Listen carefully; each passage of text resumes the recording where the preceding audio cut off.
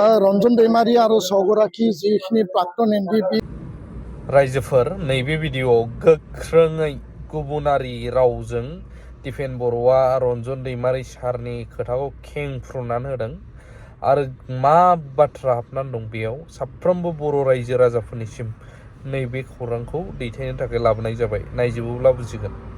सदस्य চুক্তিৰ পিছত শান্তি চুক্তি যেহেতু সম্পাদিত হল, ইয়াৰ পিছত তেওঁলোকক যেহেতু চুক্তিৰ আগতে কনভিক্ট কৰা হৈছিল বা যাৱজীৱন কাৰাদণ্ড হিচাপে এটা ৰায়দান দিয়া হৈছিল, সেই ৰায়দানটো সুপ্ৰিম কোৰ্টত পুনৰ আৰ্জি বা আমি বেলৰ কাৰণে আমি আবেদন জনাইছিলোঁ। একেলগে আমি সকলোৱে মিলি ঘৰৰ পৰিয়াল, প্ৰাক্তন এনডিপি, এপছু, চুক্তি স্বাক্ষৰকাৰী দল সংগঠন যোৱা 18 তাৰিখে মহামান্য উচ্চতম ন্যায়ালয়ে এই যে বেলৰ যে আবেদন আছিল সেইটো কনচিডাৰ কৰা নাই, তেওঁলোকে সেইটো পিছুৱাই দিছে।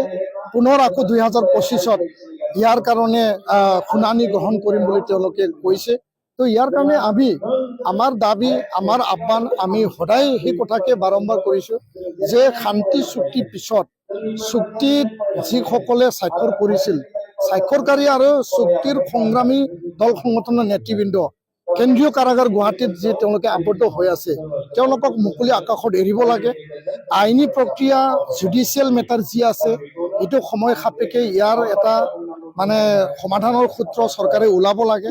আৰু কেন্দ্ৰীয় চৰকাৰ, ৰাজ্য চৰকাৰ, গৃহমন্ত্ৰী ডাঙৰীয়াকো আমি কৈছোঁ, অসমৰ মুখ্যমন্ত্ৰী ডাঙৰীয়াকো কৈছোঁ যে অতি শীঘ্ৰে NIA কোৰ্ট, CBI কোৰ্ট, কেন্দ্ৰীয় কাৰাগাৰত থকা ৰঞ্জন দৈমাৰী সহ আন 60-70 গৰাকী যিসকল আছে, আপোনালোকে সকলোকে মুকলি আকাশত এৰি দিব লাগে। যিহেতু আলফা শান্তি চুক্তি হ'ল, তেওঁলোকৰ কোনো কেডাৰ এতিয়া জেলত নাই।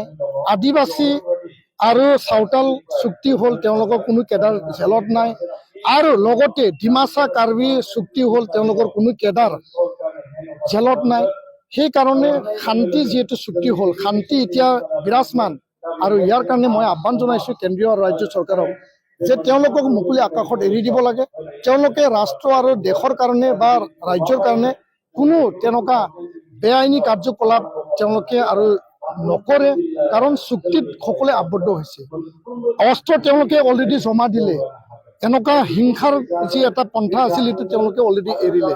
তো ইয়াৰ কাৰণে সেইটো চাই পেলাই চৰকাৰে চুক্তিৰ আধাৰত তেওঁলোকক এৰি দিয়াটো চৰকাৰৰ এটা দৃঢ় পদক্ষেপ বুলি মই ক'ব বিচাৰোঁ। তেওঁলোকে ল'ব লাগে, সেই দৃঢ় পদক্ষেপ ল'ব লাগে।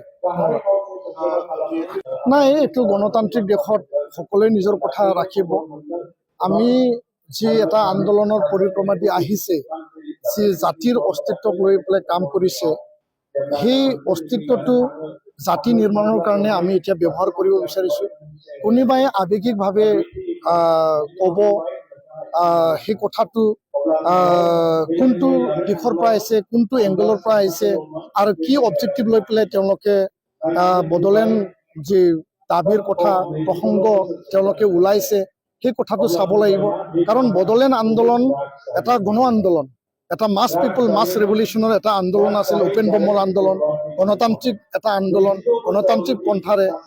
আৰু সেই আন্দোলনটো যি মৰ্যাদা, যি এটা খ্যাতি মানে অৰ্জন কৰিলে, সেইটো সৰু পৰ্যায়ত আন্দোলন কৰি পেলাই সেই পৰ্যায়ত কোনোবাই মানে নিজৰ দৃষ্টিভংগী, নিজৰ এটা মানে অবজেক্টিভ, নিজৰ এটা বিভিন্ন দিশ থাকিব পাৰে, সামাজিক দিশ থাকিব পাৰে, ৰাজনৈতিক দিশ থাকিব পাৰে, বিভিন্ন পন্থাৰ যোগেদি সেইটো হ'ব পাৰে।